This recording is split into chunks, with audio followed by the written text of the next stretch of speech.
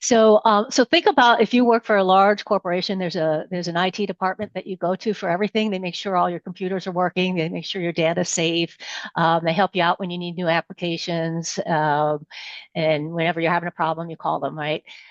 That's us, except for we work with small to mid-sized businesses who wouldn't have an entire IT department working for them.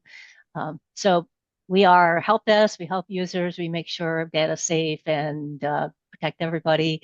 And let you get the most out of technology. Small businesses usually 10 to 200 employees. So you work, sorry, say that again. You work with businesses that have less than 200 employees? Is that what you Yeah. said? Mhm. Okay. Um, and so how did you yourself get into IT? What is a little bit about your career journey that led you to this space? So I do not have an IT background, although since I've been doing it since 2011, I know quite a bit now. I didn't when I started. And one thing about CMIT is it's a franchise. So it's beautiful that we have locations all over the country and a lot of support. Um, I was looking to start a business. I had gone through my most recent layoff at a big corporation and was thinking about the next career step for me. And everything I looked at was just me doing corporate stuff that I'd done before. And then so I started thinking about starting my own business, and I wanted it to be um, working with small businesses themselves because throughout my corporate career, I always worked with smaller businesses, commercial printers, training centers, things like that. And I loved their stories. I loved hearing about the struggles, how they built their business out of the garage and it rose to shine and uh-oh, something happened and then they had to work through that. And I wanted to help those kinds of people versus Fortune 500 leaders. And I knew, I wanted to be a strategic partner. That was about what I knew. And I worked with a consultant who helped me figure out a good industry for me to join, which was IT, because it's so critical for everybody's business. And with the franchise and my learning since then, I've been able to help those businesses. So that was my real passion is how I could help and build something that I'd be proud of.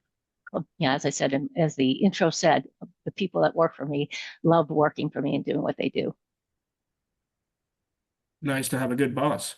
Um, so and you guys you started CMIT, which is now the list is pretty long of how many locations you have over the whole country, correct? Well, I started, so there's a franchise Okay. organization that's down in Houston, and there's 250 locations. I don't own the 250 locations. I started my business in Rochester initially with one location and then a second location.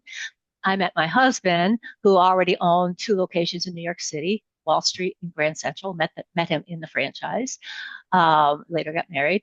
And eventually we decided to merge our two businesses together, one team, working to support both the Rochester and the New York City locations.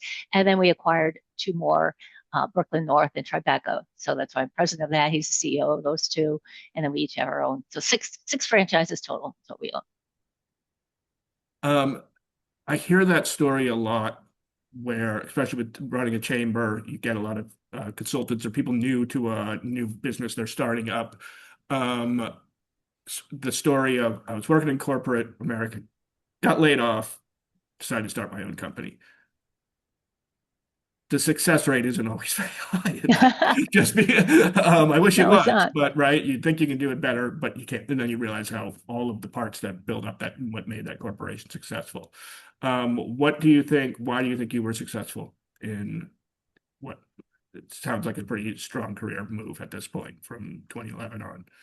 Yeah, I think I knew I shouldn't try to do it on my own. I could have. If you look at all the pieces and the nuts and bolts of running an IT business, I could buy all the, get all the same partners I have today on my own. But there's a lot more risk there as opposed to going to the franchise. I looked there and said, oh, wow, these folks, they know they have the right vendors in place already. We know how to support them. I could bring my strengths to it, which was customer service and marketing. If I combine those two and leadership, combine all those, I thought I had a better chance of success. And luckily, I was right. The first year was tough, but I did end up being one of the most successful franchises. What is what's the biggest challenge CMIT is facing right now, or maybe not right now, or just in the past 10 years that you've had to overcome? Um, right now, it's the security risks that are out there. AI certainly playing a role in it. It's making it harder and harder for users to figure out that that's not really who they think it is, and they shouldn't click that link and they shouldn't put their information in there. It looked just like Microsoft's pop-up. Why wouldn't I just give it?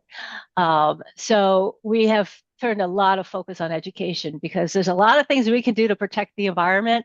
But if somebody clicks the bad thing and they give the information away, there's not much we can do about that at that point in time, except for then help them recover. So that's been our biggest challenge. It's a huge shift from where things used to be, and uh, and we're working through it and helping our clients make that shift as well. Someone told me it's the hyphen, the overuse of hyphen. Someone's been using a little bit too much AI. It used to be a I use lot AI in easier some to things. I'll tell, say there's some right? hyphens in my stuff, but Yeah, yeah. um, Yeah, it um, used to be a lot easier to tell, but now AI actually can help rewrite things for the bad guys just as well as he does for the good guys. So yeah, it's harder to tell.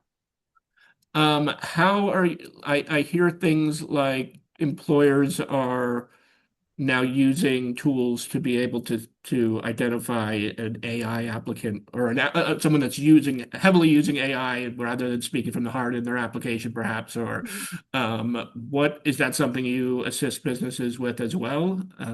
With that sort of software, I'm not sure what it is. We don't use it at the chamber right now, but um, yeah. Yeah, I'm going to say not, yes, if we get that specific, haven't had that many instances. I don't think I have too many recruiters on my client list, but we do help folks figure out how to leverage AI for themselves and for their own businesses. Built-in tools like whether it's Gemini, if you're in the Gmail, Google world, or Copilot from a Microsoft perspective. Uh, Everyday life, think of it as your assistant versus just a tool. There's so many things you could do with it. I personally save so much time and I love talking to my clients about it. Is there a specific product launch, service, project, event, or something you would like to highlight today while you have all of the attention of the membership of the Greenwich Village Chamber of Commerce? We are going to, I don't have the dates yet, but we are going to be hosting some webinars.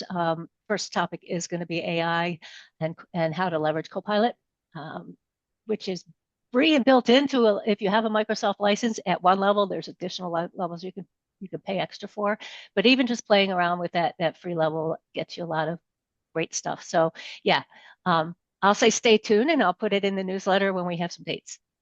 Okay, sounds great. Um, so Tribeca is one of your locations within our footprint. Hmm. Why did you choose, of all the franchises, to buy into or to open? Why Lower Manhattan or why Tribeca? And why the Chamber, I guess, as well. So in all honesty, it was to help out help out another franchise owner. So the owner of Tribeca was sick, and we had agreed to jump in and help him manage things. Unfortunately, he did pass away. So we then managed it for about a year for his widow to help her. So it's not a great story, but we were there to help him, and what we learned and loved about his business and about Tribeca is the community. It was amazing. Like everybody knew him. We could walk into any of his clients, and as soon as we said his name, we'd get these chuckles and smiles. And I love that. And so I love the community feel of Tribeca. It's great. I'm glad I accidentally fell into the area. Yeah, I know who you're speaking of. He actually served on our board. He was a very yeah, community-oriented person. yeah. And so it's really to follow in those footsteps. You liked what he had created. Yeah, exactly.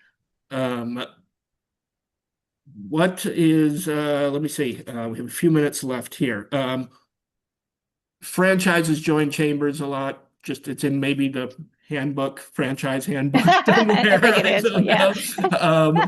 But not all stay around. You guys have been members now for quite some time, before I came on 4 years ago.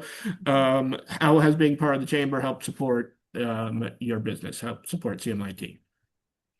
It's been great. From my perspective, it helps me keep in touch with the community. I'm not in Tribeca, right? I am out, I'm Rochester and Vermont most of the time. So to kind of keep an eye on what's going on, know that you guys are there to support us. I wish I was more involved specifically with this chamber. I've been heavily involved with my chamber locally in Rochester for years and years and years. Was on the board as well, so I know how great chambers are, and I really appreciate the opportunity to be here today.